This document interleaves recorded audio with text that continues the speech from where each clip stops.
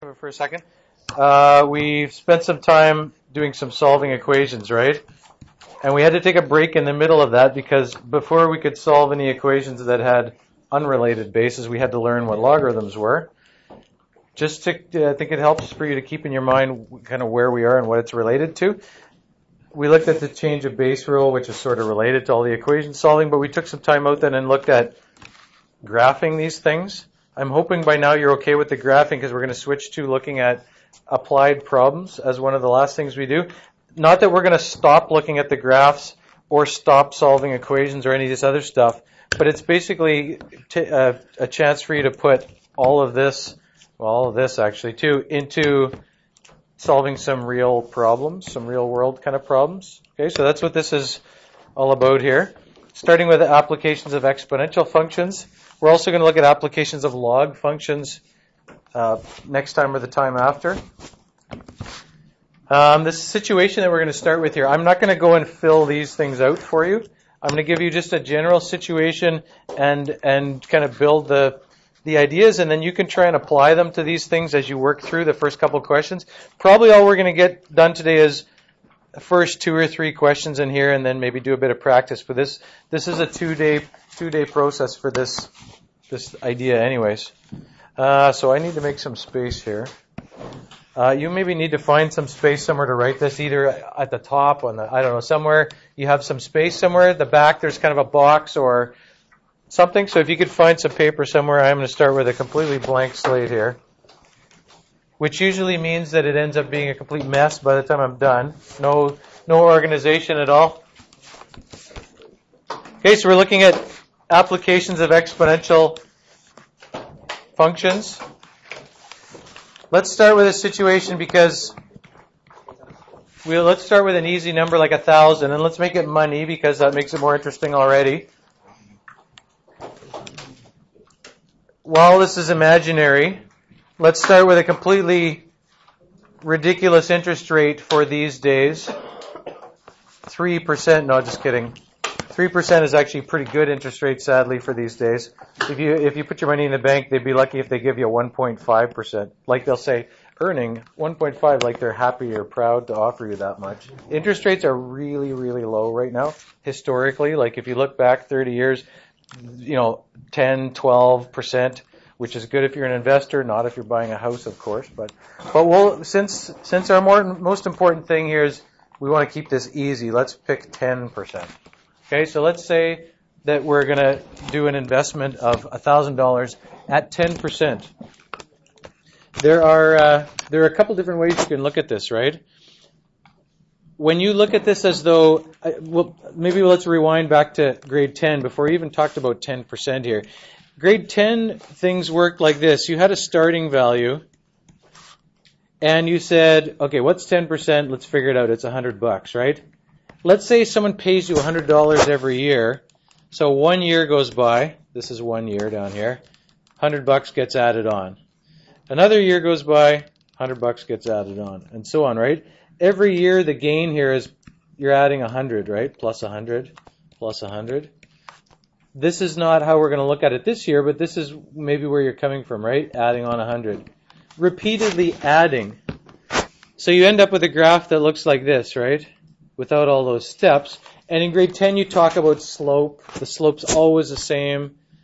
You write an equation and you say, what about if I started with 1,000 and I added on 100 a whole bunch? And you say, isn't there a better way than this in writing 100 a whole bunch of times? There is, right? In grade 10 you learn that you can just say plus 100 times how many years go by, x or t or whatever, right? Maybe x, it looks a little more familiar. That's the equation of a line, right? If you write y equals this, y equals 1,000 plus 100x, although you probably would recognize it more if we put this after it, right? Because in grade 10 you write it in this form. Does that look a little more familiar? Looks a lot more familiar there, right? You have a line with a slope of 100 because it's $100 per 1 year, right? $100 per 1 year, 100 divided by 1. And you have a y-intercept of 1,000 because that's the starting value. The y-intercept is the initial value, the starting value for a real situation. Now that's all good. That was grade 10, right? Grade 10. linear functions. You are progressing now to look at nonlinear functions. In the real world, interest doesn't work like this. It works because this is assuming, this is the situation if every time you got the interest, you went, woohoo, $100, I'm going to go buy whatever it is you like to buy and spend the money, because then you still have how much in your bank account? 1,000. So this is for the person that blows the $100 every time it arrives in their bank account, right? It's a linear function. If you don't, if you're a saver, if you like to keep the money in there, it doesn't work that way. It's not a linear function. What's it going to be? It's going to be an exponential function. Very good guess. Even if, well, you maybe knew that, but it's an exponential function. You've probably heard of compound interest versus simple interest. Compound interest is what it is. Nobody asked you at the bank, would you like compound or simple? Simple interest is just if you don't keep reinvesting the money. If you take the $100 and spend it. If you keep dumping it back into the bank account, which is normally what happens, the money just gets put in the bank account, then it's compound interest. If you start at your same 1,000 here, 1 year goes by, you gain how much here? If we're getting 10%, you get $100, right? So now I'm going to make a table because it's probably easier to see it in the table here. This is a year, and this is amount we have. Incidentally, a table for the previous one would be year 0, 1, 2, 3, and so on. It would be 1,000, 1,100, 1,200, 1,300. The jump every year is the same for a linear function. This is why a linear function has a constant slope. The slope anywhere on the line is the same. The slope's 100. It's always the same. You're adding 100 for every one. This is not going to have a constant slope. At the beginning of 1,000, after 1 year, you have 1,100. Matches what we have up there. We added $100, but how much do you make in the second year?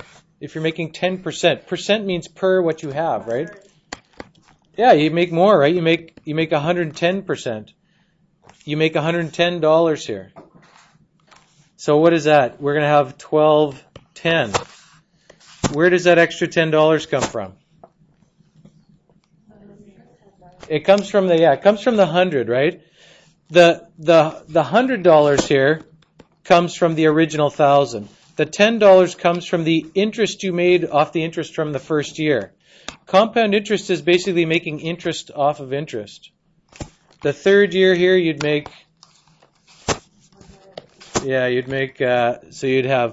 to add $121, so you're going to have $13.31, and so on. The reason we're doing this, so you already understand all of that. What we're going to do here is, if I asked you to figure out what you have after 50 years, what would be your strategy for finding it? Would it be more difficult for you to find after 50 years than after 5 years? After 5 years, what if? Exactly. That's why we're having this topic in here, right? Is if at this point, I think probably all you could resort to is if somebody asked you to figure it out after 5 years, you'd figure out by 4, and then you'd do this. Hang on for a sec. After 50 years, we certainly don't want to go through and do all of them, right? Just like the previous thing here, before you learned about linear functions, and someone said, you get $100 a year, how much do you have after 50 years? Well, you just use a shortcut. Repeated addition is multiplying, right? Just do 50 times that. Here, the problem is it's a different number each time. It's not repeated addition of the same thing. We're not going to look at this as adding each time. We're going to look at it as multiplying each time, because you're actually multiplying by the same number each time. This is a difficult concept because it's not adding, it's multiplying, and multiplying is always harder than adding. If I asked you to, this is a little aside now. Let's say you were buying something that was $80 and you knew there was 12% tax on it. And I asked you to tell me what's the total cost. Most of you, I think, even though you've learned this throughout your math career here at high school, you would probably figure out what 12% was and then add it on, right? What's the quick way of getting there to the total cost without doing those two steps? The total cost is going to be 112%. So all you need to do is times 1.12 to get there right away. That's the key to this entire thing, is realizing that figuring out 12% and then adding it on is the same as multiplying by 112%. I know this is not going to translate onto the video, so maybe I'll just pause it, but this is actually a good teaching aid for exponential functions. If we want to get to other places in the table here quickly, you can get there by realizing I'm not adding on 100 and something every time because you're adding a different number. You're multiplying by 110%. Multiply by 110%. I'm going to assume that you're okay with knowing how to put 110% in your calculator, right? There's no percent button on the scientific calculator. There's a percent button on a simple 4-function calculator usually, because they assume that if you're using a scientific calculator, you understand percent well enough that you don't need a percent button, right? Because all you do is change it to a decimal, and there you go, right? You're all going to search to see if you have a percent button now to prove me wrong, right? Yeah. If you have, okay, well, regardless of whether you have a percent button, I don't really care. You have to be able to write it as a function here, right? 110%, or in other words, I'm multiplying by 1.10. I don't really need the 0. I understand that, but just to make the comparison there, right? Every time you're multiplying by 1.10. So the question about how could we come up with this?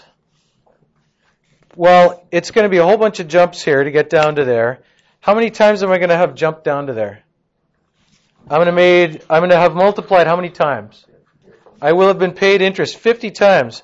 So I'm going to start with 1,000, and I'm going to go like this, right? Times 1.10 times 1.10 times. I'm not going to write it 50 times, but you guys are smart enough to know a shortcut for repeated multiplication, right?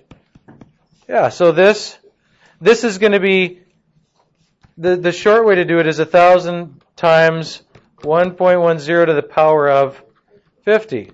This is an expression for it. This is an exponential expression for that. You're repeatedly multiplying it. And in fact, if we want to write a function for this that's going to give us the value at any time, which maybe let's use x, will be boring, like mathematicians are always boring. They use x.